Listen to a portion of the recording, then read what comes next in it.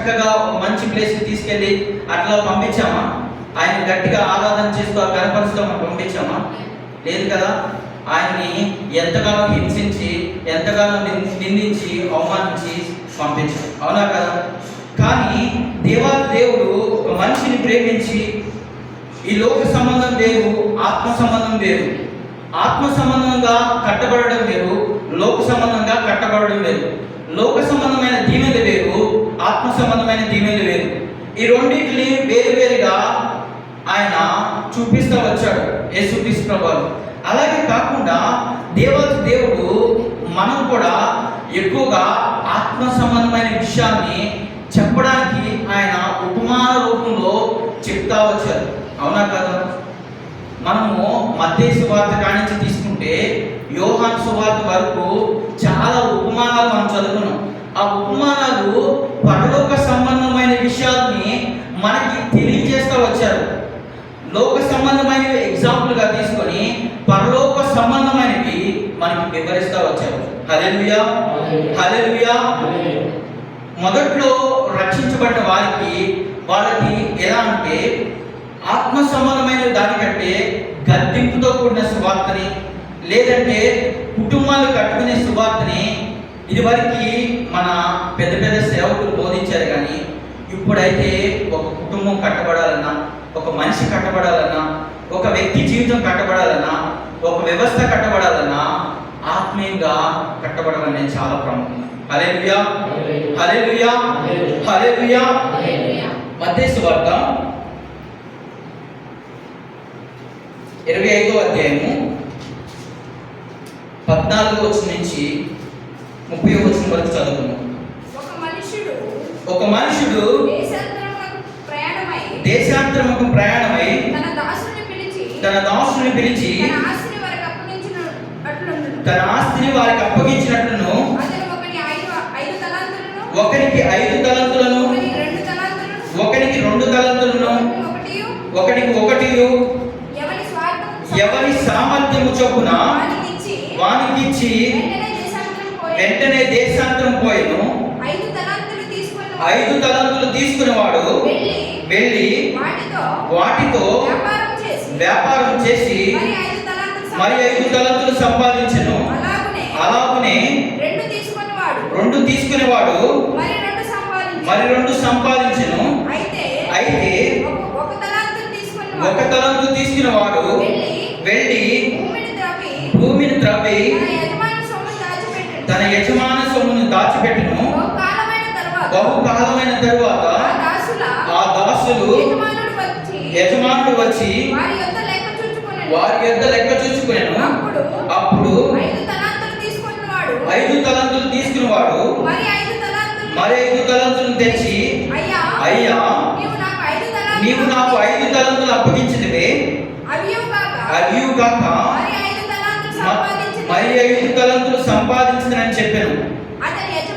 అతని యజమానుడు బలా నమ్మకమైన మంచి దాసుడా, నీవు ఈ కొంచెంలో నమ్మకముగా ఉంటివి, నిన్ను అనేకమైన వాటి మీద నియమించదను. నీ యజమాని సంతోషంలో పాలు పొందమని అతనితో చెప్పాను. అలాగే 2 తలంతులు తీసుకున్నవాడు వచ్చి, అయ్యా నీవు నాకు ఈ 2 తలంతులు అప్పగించితివే, అవియు కాక మరి 2 తలంతులు సంపాదించినని చెప్పాను. అతని యజమానుడు బలా నమ్మకమైన మంచి దాసుడా, నీవు ఈ కొంచెంలో నమ్మకంగా ఉంటివి, నీవు అనేకమైన వాటి మీద నియమించదను. నీ యజమాని సంతోషంలో పాలు పొందుకోమని. హల్లెలూయా, హల్లెలూయా. ఇక్కడ యేసుక్రీస్తు ప్రభువారు ఈ లోకంలోకి వచ్చినప్పుడు అక్కడున్న ప్రజలకి ఎక్కువగా ఆత్మ సంబంధమైనవి అర్థం కావడం కోసం ఆయన ప్రతిదీ ఉపమాన రీతిగా వాళ్ళకి వివరిస్తూ వచ్చాడు. ఉపమాన రీతిగా వివరించడమే కాకుండా ఇక్కడ ఈ ఉపమానాన్ని చెప్తా ఉన్నారు. ఏమని చెప్తున్నారంటే, ఒక యజమానుడంట.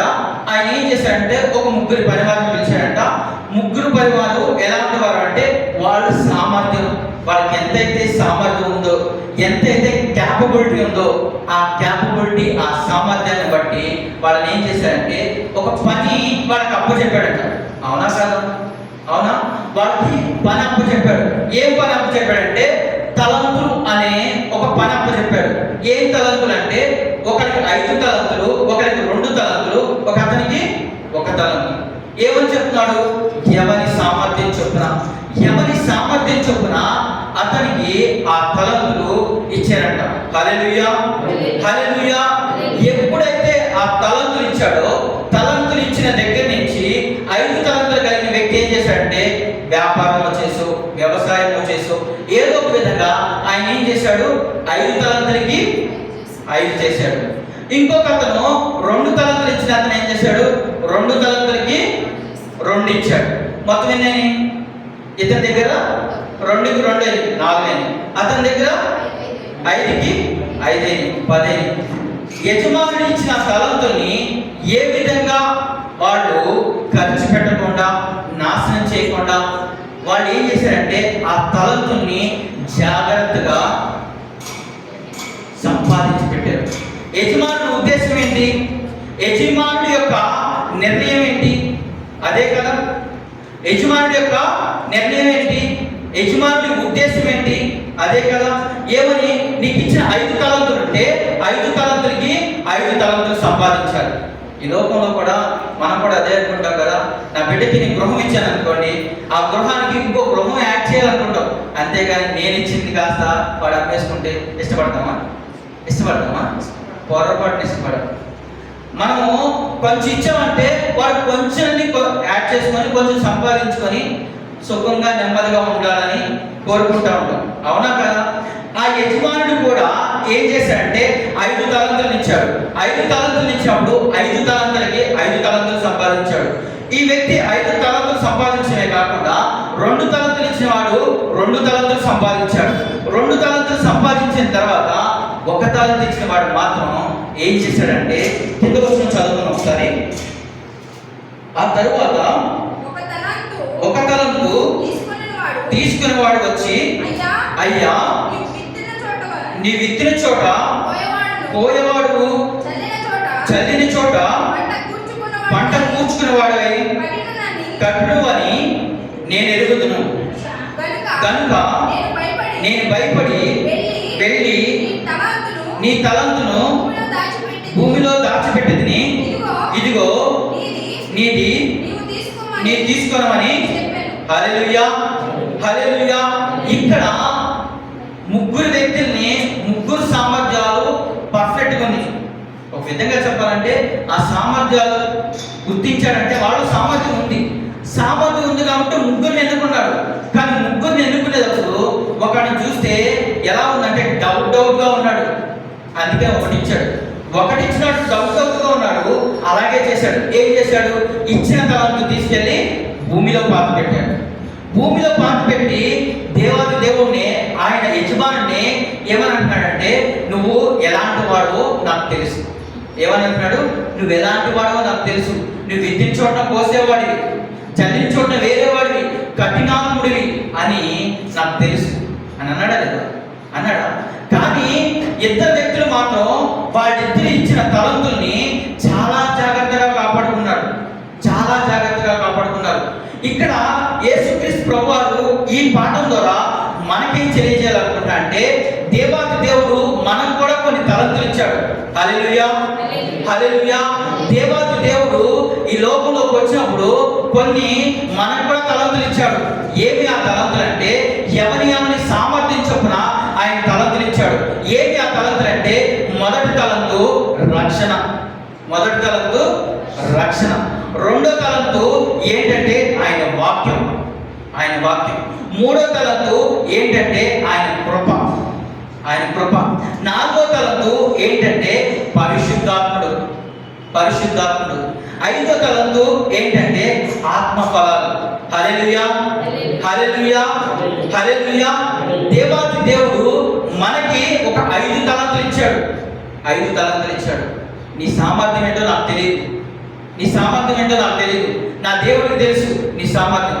నా సామర్థ్యం ఏంటో నాకు తెలియదు, మీకు తెలియకపోవచ్చు. కానీ నా దేవుడికి తెలుసు నా సామర్థ్యం ఏంటో.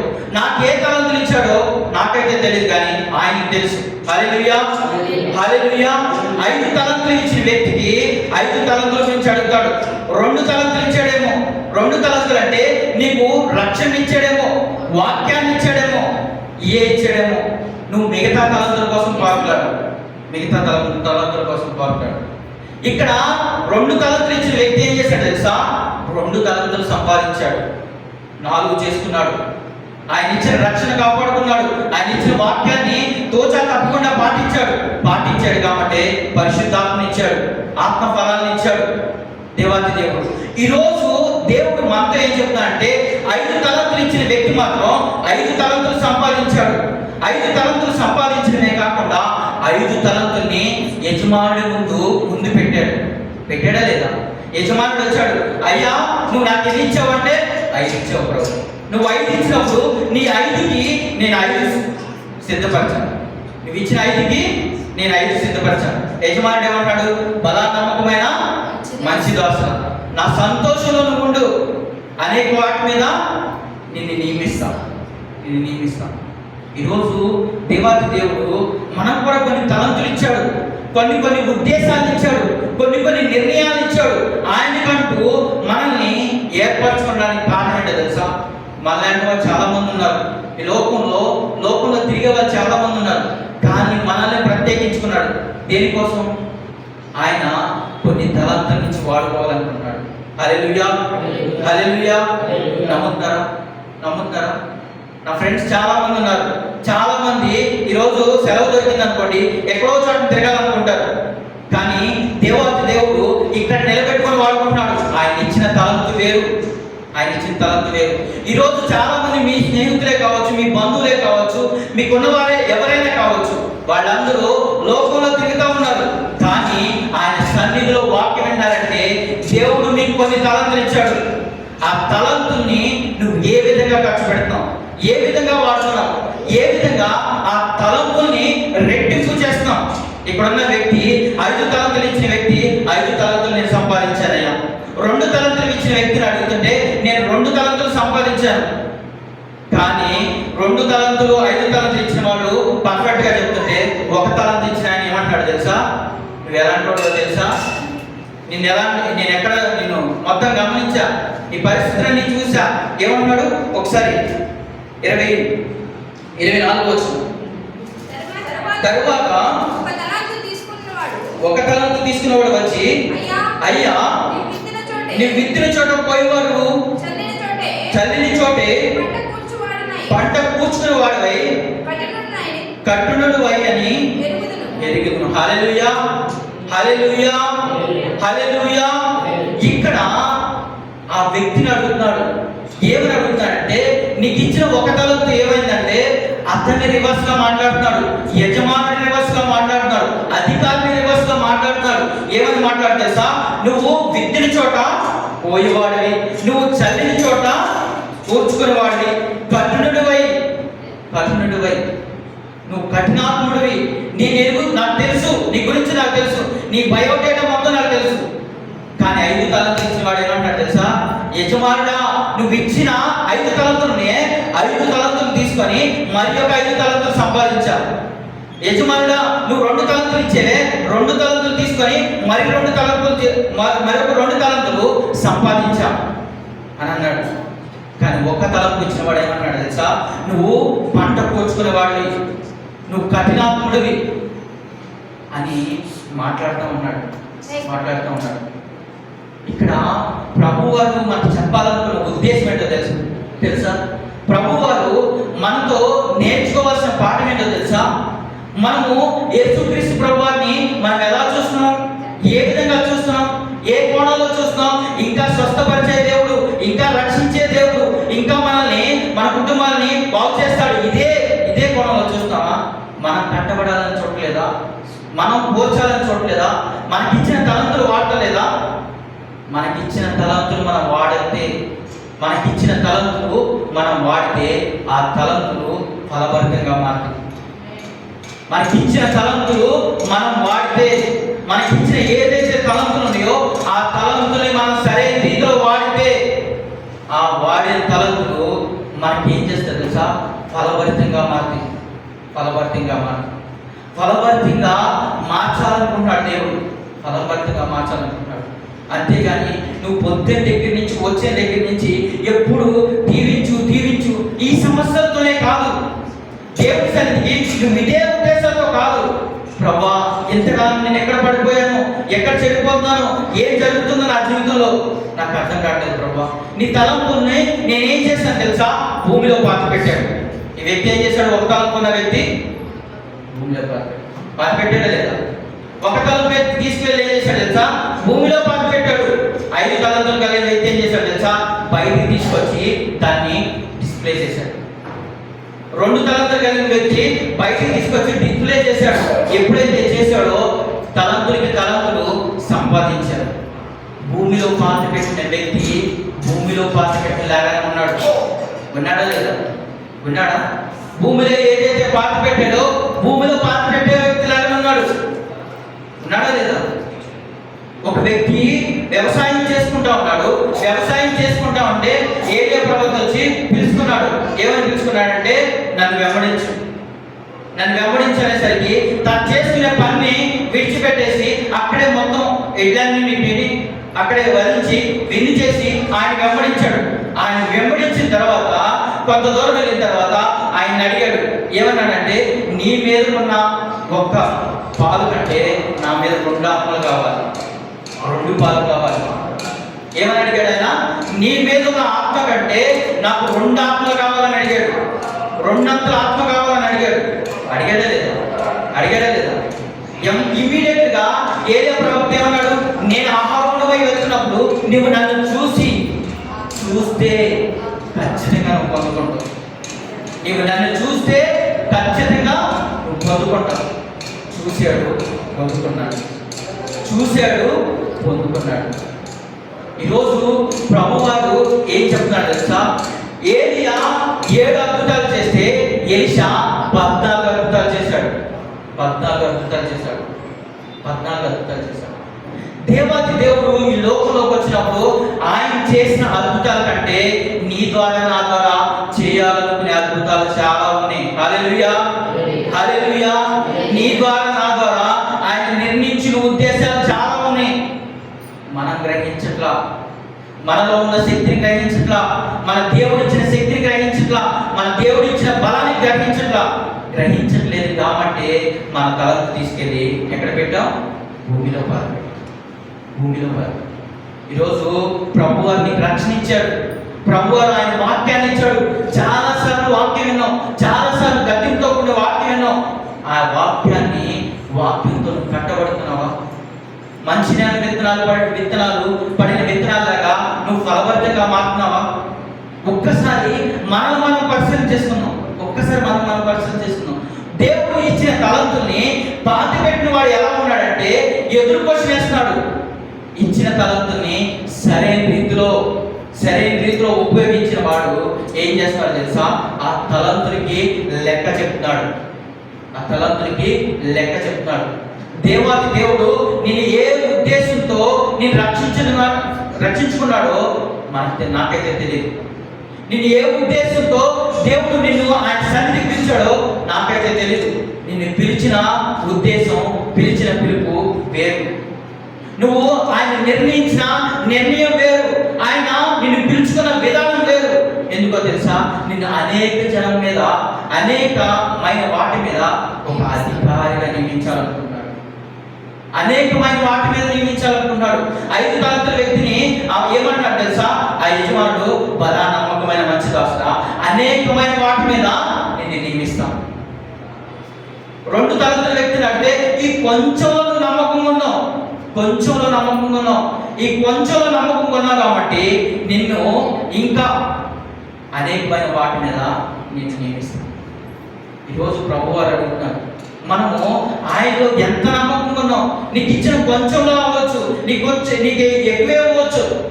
నీకు పాటలు పాడే వరాన్ని ఇచ్చాడు, రక్షణ ఇచ్చాడు, వాక్యాన్ని ఇచ్చాడు, పరిశుద్ధాత్మని ఇచ్చాడు.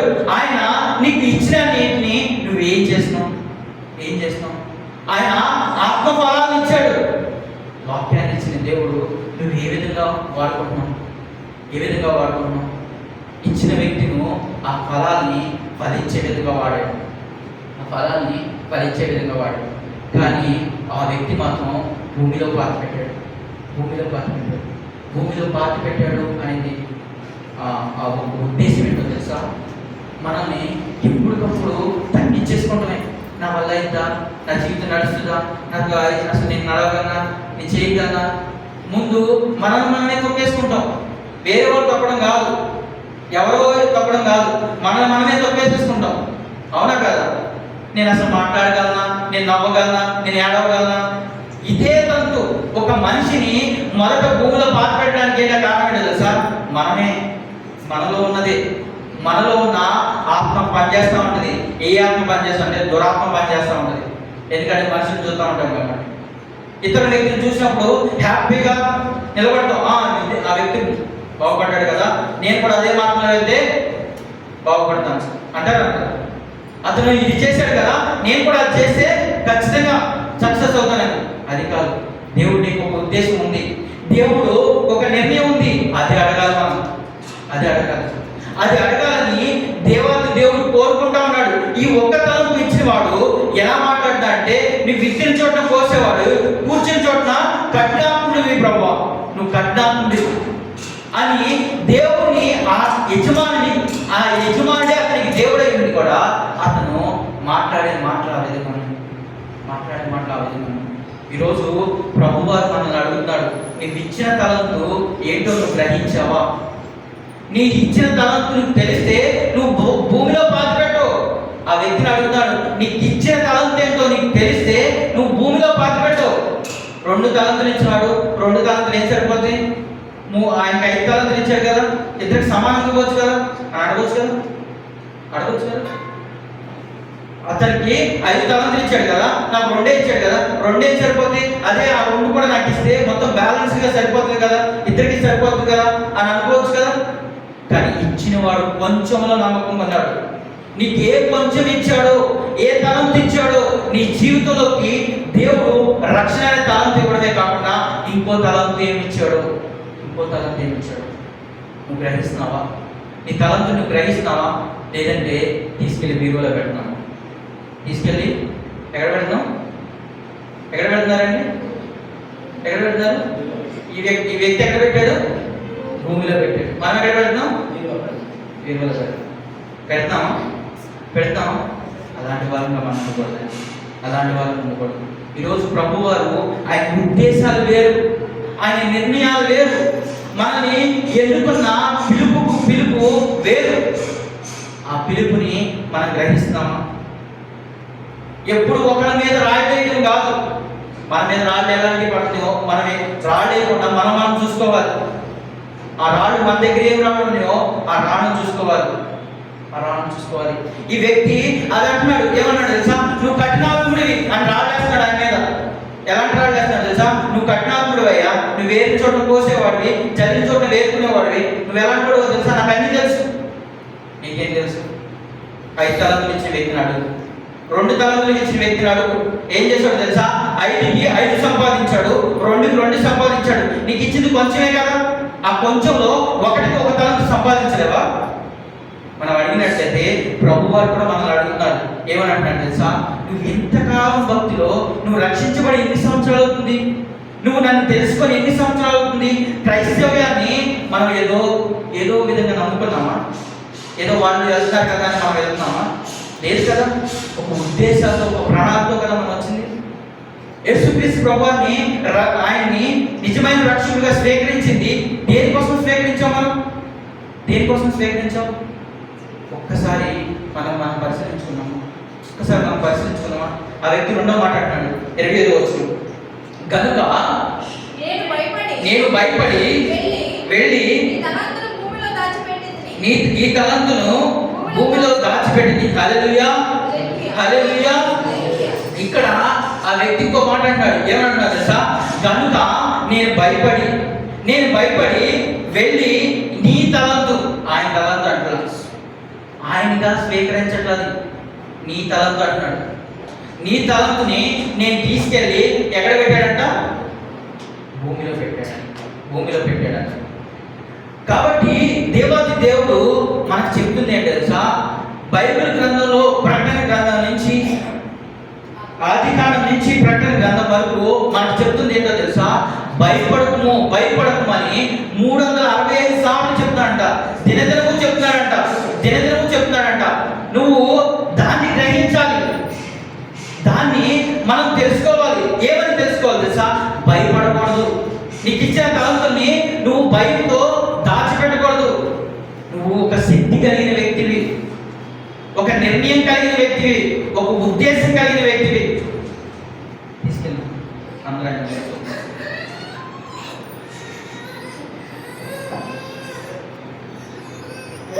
హల్లెలూయా, హల్లెలూయా, హల్లెలూయా, హల్లెలూయా, హల్లెలూయా. ఇక్కడ దేవాది దేవుడు ఆ వ్యక్తిని అడుగుతున్నప్పుడు ఆయన ఏమంటాడు తెలుసా?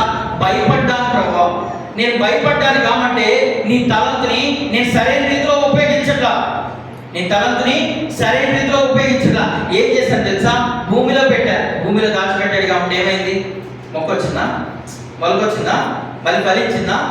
ఏమైనా అయిందా? ఏమి అవ్వదు. నువ్వు ఇచ్చిన రక్షణని నువ్వు భూమిలో పాతి పెట్టినా, నువ్వు ఇంటిలో పెట్టినా ఉపయోగం ఉండదు. గోడల మీద వాక్యం ఉన్నా ఉపయోగం ఉండదు. మంచి ప్రేమలో వాక్యం ఉన్నా ఉపయోగం ఉండదు. గుండెల్లో ఉండాలి వాక్యం. ఈ వాక్యం మనలో గుండెలో ఉంటే ఫలభరితంగా మారుతుంది. హల్లెలూయా, హల్లెలూయా, హల్లెలూయా. ఈ వాక్యము ఫలభరితంగా మారాలంటే దేవుడు మన గుండెలో ఉండాలి. ఆయనే కదా వాక్యమైన దేవుడే ఉన్నాడు కదా. యోహాను సువార్తలో చెప్తున్నాడు కదా. ఈరోజు ఈ వ్యక్తి ఏం చేస్తాడు తెలుసా? భయాన్ని పెట్టుకున్నాడు. ఏ భయం అంటే, ఈ తలంతు నేను ఉపయోగిస్తానా? ఈ తలంతు సరిగ్గా ఖర్చు పెట్టగలనా? ఈ తలంతు వల్ల ఏమైనా అవుతుందంటావా? నా జీవితంలో అవుతుందంటావా? ముందుకెళ్తుందంటావా? అనుకున్నాడా లేదా? భయపడడానికి కారణం అదే కదా. ఇచ్చిన 2 తలంతుల వ్యక్తులు ఆ 2 తలంతులు ఖర్చు పెట్టి 4 తలంతులు చేశాడు. ఈ 1 తలంతు వ్యక్తి ఏం చేశాడంటే, ఈ తలంతుని నేను ముందుకు తీసుకెళ్ళనా, వెనక్కి తీసుకెళ్ళనా అని ఆ టీంలో ఉంటా జీవితకాలం అంతా గడిపాడు. ఆయన వచ్చేసరికి లెక్క చెప్పాల్సిన సమయం వచ్చేసరికి గడిచిపోయింది కాలం. ఆయన సమయం వచ్చేసిన తర్వాత నేను నీకు భయపడ్డాను అనడమే కాకుండా నీ తలంతే అది, నా తలంత కాదు. నీ తలంతే అది. నేనేదో ఆ కాసేపు ఎందుకు తీసుకున్నానంటే, ఆ టైంలో నేను కూడా కొంచెం బలంగా ఉన్నాను, వాళ్ళు ఇద్దరు బలంగా ఉన్నారు కదా, నేను కూడా కొంచెం బలంగా ఉన్నానని నువ్వు నన్ను పిలిచావు కాబట్టి ఓకే అనుకొని తీసుకున్నాను. అంతే కదా నాకు ఉద్దేశం. ఇక్కడ ఏమంటున్నాడు యజమానుడు? ఎవరి సామర్థ్యం చొప్పున అంటారు. నీ సామర్థ్యం నువ్వు గ్రహించాలి. సంసోను సామర్థ్యం తెలుసుకోవాలని డెలీలో ఎంత ప్రయత్నం చేసిందో తెలుసా? ఎంత లాభం చేసిందో తెలుసా? చాలా లాభం చేసింది.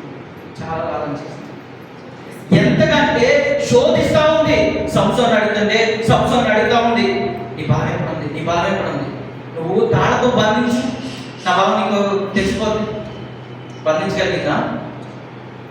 ఆ బంధించి చివరాఖరికి వీడు నాకు ఎలాగో చెప్పడాన్ని విసిగిపోయింది. ఎలాగైనా తెలుసుకుంది. ఎలాగైనా సరే సంసోన్ని బాగా తన గ్రిప్లో పెట్టుకున్న తర్వాత ఇమీడియట్గా ఏం తెలిసింది? బలం తెలుసుకుంది. బలం నుంచి ఎప్పుడైతే చెప్పాడో సంసోన్ ఏమైపోయాడు? బలహీనుడైపోయాడు. ఈరోజు ప్రభువారు మనల్ని అడుగుతున్నాడు. సాతాను ఎంతకాలము మనం శోధిస్తానే ఉంది. ఎంతకాలము మన కుటుంబాన్ని శోధించింది, మనల్ని శోధించింది, మన జీవితాలను శోధించింది, మనల్ని శోధించిన తర్వాత మన బలం తీసుకెళ్ళి దానికి ఇచ్చాం. కాబట్టి మనం బలహీనంగా ఉంటాం. కారణం ఎప్పుడైతే ఆ తలంతుని మళ్ళీ మనం స్వీకరిస్తామో, ఆ తలంతునిచ్చే యజమాని మనం పట్టుకుంటామో, ఆ యజమానుడు ఆ తలంతుని ఏ విధంగా ఫలించాలో, ఏ విధంగా ఫలవంతంగా చేయాలో ఆయన చెప్తాడా? మన దేవుడు మాట్లాడే దేవుడు అండి. మన దేవుడు నడిపించే దేవుడు. మనిషి ఉద్దేశాల ప్రకారం కాదు. మనుషులు అనుకుంటారు నువ్వు ఇలా చేయి అలా చేయి కాదు. మన దేవుడి మీద ఆధారపడితే ఆయన ఎంత మాత్రం విడిచిపెట్టడు. నువ్వు ఆధారపడుతున్నావా లేదా అని చూస్తాడు, జ్ఞాపిస్తూ ఉంటాడు. ఈ శ్రమలకి, ఈ కష్టాలకి, ఇలాంటి పరిస్థితులకి తట్టుకుంటాడా లేదా, ఇలా ఉంటాడా లేదా అని ఇశ్రాయేలు ప్రజలు ఎన్నిసార్లు శోధించుంటాడు, ఎన్నిసార్లు ఇశ్రాయేలు ప్రజల్ని ఆయన విడిచిపెట్టుంటాడు. ఆయన నిలబడతారా లేదా? ఒక్కడు నిలబడు, ఇద్దరు మాత్రమే నిలబడ్డారు. యెహోషువ కాలేదు. అందుకని పాలుతీని ప్రవహించే దేశానికి వెళ్ళాలి. పాలుతీని ప్రవహించే దేశం. ఈరోజు ఈ వ్యక్తిని అడుగుతుంటే నేను భయపడ్డా. నువ్వు దేనికోసం భయపడతావు నాకైతే తెలియదు. నీ హృదయంలో ఏ భయం ఉందో నాకైతే తెలియదు. నీ ఇంట్లో ఏ భయం అయితే ఉందో నాకైతే తెలియదు. కానీ నా దేవుడికి సమస్తం తెలుసండి. నా యజమానికి సమస్తం తెలుసు. సమస్తం తెలుసు. దావీదుకు తెలుసా నేను రాజు అవుతానని? పొరపాటును తెలియదు. నేను గొర్రె కాస్తున్నా మా అన్నను చూడాలి. మా అన్నను చూస్తున్నప్పుడు ఆ వ్యక్తిని చూశాడు, గొలియాతుని చూశాడు. ఏం చేస్తున్నావు గొలియాతు అంటే ఇశ్రాయేలుని దూషిస్తున్నాడు. నేను యెహోవా పేరిట నీ మీదకి వచ్చాను. యుద్ధం చేసేవాడు ఆయన, నేను కాదు. నీ సమస్య మీద నువ్వు ఆ విధంగా వెళ్ళాలి. నీ తలంతుని అలా పట్టుకొని వెళ్ళాలి. ఈరోజు ఆ తలంతుని పట్టుకోకుండా భయపడతా, ఉండిపోతా ఉండిపోయిన వ్యక్తి అని, ఉండిపోయిన వ్యక్తి అని. ఆ వ్యక్తి ఉండిపోయాడు కాబట్టి ఆ యజమానుడు అతన్ని గద్దించాడు. ఆ వ్యక్తి ఆ తలంతుని సరైన రీతిలో ఉపయోగించకపోవడం కాకుండా ఆ వ్యక్తి మీద నిందేస్తాడు, యజమానుడి మీద నిందేస్తాడు. రేపు పొద్దున నీకు ఇచ్చిన రక్షణని నువ్వు సరైన రీతిలో ఉపయోగించుకోకుండా నీ యజమానుడి మీద నిందేస్తే ఆయన పడడు. ఆయన మేఘాలుడై వస్తాడు. ఆల్రెడీ ఆయన తగ్గించుకొని తనను తాను తగ్గించుకొని బలియాగమై గొర్రె పిల్లవలే అయ్యాడు. ఇప్పుడు కొదమ సింహమై వేస్తాడు. కొదమ సింహమై వస్తున్న దేవుడు అక్కడి నుంచి అడుగుతాడు. భూలోకానికి కూడా కాదు, పైనుంచి అడుగుతాడు. ఎవరు విడవబడతారు, ఎవరు ఎత్తబడతారు? ఎవరు విడవబడతారు, ఎవరు ఎత్తబడతారు? మనం ఎత్తబడే గుంపులో ఉన్నామా, విడవబడే గుంపులో ఉన్నామా? ఈ వ్యక్తిని అడుగుతుంటే భయపడతానే ఉన్నాడు. ఆయన కాలం వచ్చేంత వరకు భయపడతానే ఉన్నాడు. ఏం చేశాడు? వెళ్ళి ఆ భూమిలో తీసి బాగుందా లేదా, పంచుకుందా, ఇచ్చిన తలంతు బాగుందా లేదా చూసుకున్నాడు. మళ్ళీ భూమిలో పెట్టుకున్నాడు, మళ్ళీ వెళ్తున్నాడు. నాకు చిన్నప్పుడు ఒక అలవాటు ఉండేది. ఏమలవాటు అంటే, నేను చదువుకునేటప్పుడు, నేను ఎంబీఏ చదువుకున్నప్పుడు నాకు ఒక అలవాటు ఉండేది. ఏంటంటే కొత్త నోట్లు వచ్చినాయి అనుకోండి, అది తీసుకెళ్ళి బీరోలో పెట్టేవాడిని. కొత్త నోట్లు వస్తే బీరోలో పెట్టేవాడు. అది ఎప్పుడు వరకు వచ్చిందంటే, నేను మళ్ళీ బ్యాంక్లోకి వచ్చిన తర్వాత కూడా చాలా కొత్త నోట్లు చూసినా నాకేంటంటే మళ్ళీ తీసుకెళ్ళి బీరోలో పెట్టుకున్నాను. మధ్యలో చూస్తా ఉంటే బాగున్నాయి. నేను తర్వాత నన్ను కొన్ని రోజులకి క్యాష్ కౌంటర్ వేశారు. అవి చూసి బోర్ పట్టి నేను ఇంట్లో తీసుకుని భయపడాను. ఇంట్లో వాడడం వాళ్ళకి నాకు అదొక అలవాటు ఉండేది. ఏంటంటే కొత్త నోట్లు తీసుకెళ్ళి దాచుకున్నాను. అవి కొన్ని రోజులు చూసిన తర్వాత తీసుకెళ్ళి, ఎందుకంటే క్యాష్ కౌంటర్ దగ్గర నేను ఉన్నాను కానీ. ఈరోజు ప్రభు వారు మనం ఏదైతే దాచుకుంటున్నామో దాచుకోవాల్సింది దాచుకోకుండా దాచుకుంటున్నాం. దాచుకోవాల్సింది దాచుకోకుండా దాచుకోవాల్సింది దాచుకుంటున్నాం. మనం అలాంటి వారు ఉండకూడదు. ఈ వ్యక్తి ఏది దాచిపెట్టాలో, ఏది విడిచిపెట్టాలో, ఏది పట్టుకోవాలో అతనికి అర్థం కాల. భయపడాల్సిన అవసరం అది? భయపడాల్సిన అవసరమా? తలంతుని దాచిపెట్టాల్సిన అవసరమా? తలంతుని వాడాలి, భయాన్ని పాతి పెట్టాలి. ఇతను భయాన్ని పట్టుకున్నాడు, తలంతునేమో. ఈరోజు మనం ఏది విడిచిపెడుతున్నాం మనం ఎక్కడికైనా వెళ్ళవచ్చు, ఏ సంఘానికి వెళ్ళవచ్చు, ఎక్కడైనా వాకింగ్ వెళ్ళవచ్చు, ఎక్కడైనా కట్టబడవచ్చు. నీ జీవితం నీ అంతటా నీవు దేవుళ్ళో తలంతుని వాడుకోకపోతే దేవుడు ఏం చేయలేడు. ఈ వ్యక్తిని దేవుడు అదే అడుగుతున్నాడు. ఏమని అడుగుతున్నాడంటే 26వ వచనం, అందుకు అతని యజమానుడు వాడిని చూసి, సోమరివైన చెడ్డ దాసుడా, నేను విత్తిన చోట పోయేవాడను, చల్లని చోట పంట కూర్చుకుని వాడనని ఎరుగుదువా?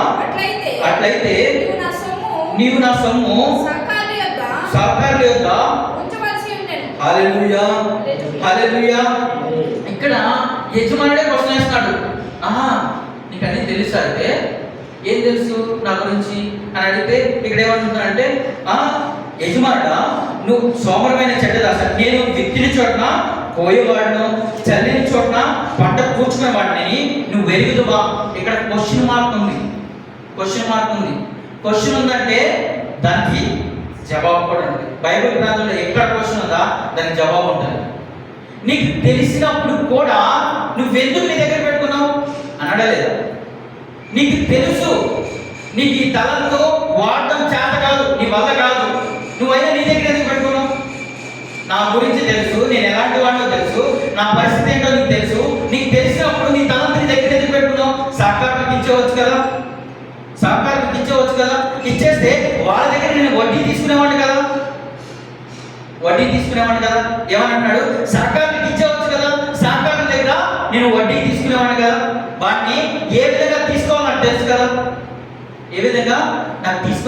కదా, అన్నాడా లేదా? మనము ఇక్కడ దేవాది దేవుడు మనకు చెప్తుంది ఏంటంటే, మనము దేవుడి గురించి తెలిసినప్పుడు మనము సరైన రీతిలో ఆ తలంతులు వాడాలి. ఈ వ్యక్తిని దేవాది దేవుడు అడుగుతున్న క్వశ్చన్, ఆ యజమానుడు అడుగుతున్న క్వశ్చన్ ఏంటో తెలుసా? నా గురించి తెలిసినప్పుడు నీ దగ్గర ఎందుకు పెట్టుకున్నావు? ఎందుకు టైం అంతా వేస్ట్ చేసావు, సమయం అంతా వేస్ట్ చేసావు? వాక్యం ఏం చెప్తుంది కదా, సమయం పోనేక సజ్ఞానం చేసుకో, అజ్ఞానం వల్ల ఉండక. అందరు వాక్యం చెప్తుందా లేదా? సమయాన్ని పోనేయకూడదు. మనం సమయం పోగొట్టుకున్నాం అనుకో ఏమైంది? తిరిగి వస్తుందా అదే సమయం? 24 hours ఈ రోజు పోగొట్టుకున్నాం అనుకో రేపు ఇదే టైం వస్తుందా? ఇదే టైం వస్తుంది, కానీ ఇదే రోజు రాదు. అవునా? ఈ ఆదివారం రేపు రాదు కదా. అందుకనే దేవుడు వాక్యం చెప్తుంటే సమయం పోనీయకుండా సజ్ఞానం చేసుకో, అజ్ఞానం వల్ల ఉండదు. మనము ఎలాంటి అజ్ఞాన స్థితిలో ఉన్నాం? ఈ వ్యక్తి అజ్ఞాన స్థితిలో ఉన్నాడు. ఏది దాచిపెట్టాలో ఏది వాడాలో అజ్ఞాన స్థితిలో ఉన్నాడు. కానీ జ్ఞానవంతులుగా ఉన్న వ్యక్తులు 5 తలంతుని సమయానుకూలంగా వాడారు, 2 తలంతుని సమయానుకూలంగా వాడారు. ఈ సమయానుకూలంగా వాడారు కాబట్టి ఆ 2 తలంతులకి 2 సంపాదించారు, 5కి 5 సంపాదించారు. హల్లెలూయా. ఈ వ్యక్తిని ఆ యజమానుడు క్వశ్చన్ అంటే ఆ యజమానుడి క్వశ్చన్కి ఇతను ఆన్సర్ చేయలేని పరిస్థితి వచ్చింది. ఒక వ్యక్తిగా ఆవేశంగా మాట్లాడవచ్చు, అనాలోచనగా మాట్లాడవచ్చు, అర్ధరహితంగా మాట్లాడవచ్చు, ఏదైనా చేయొచ్చు. కానీ మనము ఆ అనాలోచనగా మాట్లాడే మాటలకి, ఆవేశంగా మాట్లాడే మాటలకి కొన్ని క్వశ్చన్లు వస్తే దానికి జవాబు చెప్పాల్సిన సమయం వచ్చినప్పుడు జవాబు చెప్పలేదు. వ్యక్తి జవాబు చెప్పలేని పరిస్థితి వచ్చింది. ఆ యజమానుడు అడిగాడు, నీకన్నీ తెలిసినప్పుడు నీ దగ్గర ఎందుకు పెట్టుకున్నావు? సర్కారు ఇచ్చేవచ్చు కదా, సర్కారు దగ్గర నేను తీసుకునేవాడు కదా. నీకు ఇచ్చిన దేవుడు నీకు ఏదైతే తలంపులు ఇచ్చాడో నువ్వు వాడలేకపోతే, అందుకని వాక్యం కూడా ఏం చెప్తుందంటే, ఉంటే చల్లగానే ఉండు, వెచ్చగానే ఉండు. నువ్వు వెచ్చగా మాత్రం ఉండదు. నీ భక్తిలో చల్లగానే ఉండిపో, వెచ్చగానే ఉండిపో. నువ్వు వెచ్చని స్థితిలో ఉండదు. అలాంటి భక్తి చేయొద్దు. ఏదో అన్ని బాగున్నప్పుడు దేవుడి దగ్గర రాకుండా, ఏమి బాగున్నప్పుడు దేవుడి దగ్గర రావడం, ఇది కాదు మన భక్తి, ఇది కాదు ఆయన ఉద్దేశాలు. నువ్వు దేవుడి దగ్గరికి వస్తున్నా ఫలభర్తిగా లేకుండా నువ్వు ఫలాన్ని దాచిపెడతా ఉంటే అది కాదు మన భక్తి, అది కాదండి మన భక్తి. ఈరోజు ప్రభు వారు అడుగుతుంది అది, నీకు అన్నీ తెలిసినా కూడా ఎందుకు దాన్ని సహకారిపోవాలి? దేవాదేవుడు ఒక్కొక్క వ్యక్తిని ఒక్కొక్క విధంగా తలంతులు ఇస్తాడు. ఏ సామర్థ్యం చొప్పున దేవుడు నీకు ఇచ్చాడో నువ్వు అది ఆలోచించుకో. ఎందుకంటే సమయం చాలా తక్కువ ఉంది. ఎంత తక్కువ ఉందంటే ఎక్కడ చూసినా యుద్ధాలే. అవునా కదా? ఇప్పటికీ జరుగుతుందా లేదా? ఇరాకు నుంచి ఇజ్రాయెల్ మీద యుద్ధం జరుగుతూనే ఉందా లేదా? ఈ జరుగుతున్న యుద్ధాల పరిస్థితి నుంచి వాక్యం ఏం చెప్తుంది కదా, రాజ్యంపై రాజ్యము, జనంపై జనము వస్తుందని చెప్తుంది కదా. మనం సిద్ధపడాల్సిన సమయం ఇది. నీ తలంతులు ఉపయోగించాల్సిన సమయం ఇది. నీ తలంతులు ఖర్చు చేయాల్సిన సమయం ఇది. నీ తలంతుని నువ్వు ఉపయోగిస్తున్నావా? నీ తలంతులు ఏదైతే రక్షణ అనే తలంతుందో ఆ తలంతును ఉపయోగిస్తున్నావా? ఏదైతే వాక్యం అనే తలంతుందో ఆ తలంతును ఉపయోగిస్తున్నావా? కృప అనే తలంతుందో ఆ కృప అనే తలంతును ఉపయోగిస్తున్నావా? పరిశుద్ధాత్మ అనే తలంతుని నువ్వు ఉపయోగిస్తున్నావా? నీకు ఏదైతే ఆత్మఫలం అనే తలంతుందో ఆ తలంతును ఉపయోగిస్తున్నావా? నువ్వు ఉపయోగించకపోతే దేవుడు ఒక రోజు అడుగుతాడు, ఆత్మ లేనివాడు ఆత్మతో మనం గ్రహించాలి. సంఘము ఆత్మతో గ్రహించాలి. చెవి గలవాడు ఆత్మ చెప్పే సంగతులు గ్రహించాలి. ఆత్మ చెప్పే సంగతులు మనం గ్రహించాలి. అలాంటి గ్రహించలేని స్థితిలో మనం ఉంటే మనం విడపడటం, ఎత్తబడే స్థితిలో మనం ఉండకపోవచ్చు. మనం ఉండాలని కోరుకున్నట్లయితే దేవాది దేవుడు మన తలంతులను ఖర్చు పెట్టే వాళ్ళ ముందు కాక ఆమేన్. విన్న వాక్యాన్ని బట్టి ప్రార్థన చేస్తున్నామని ఎవరు మౌనం ఉండకూడదు. విన్న వాక్యాన్ని బట్టి ప్రార్థన చేస్తున్నాం. దేవుడు ఇచ్చిన తలంతులను బట్టి ప్రార్థన చేస్తున్నాం.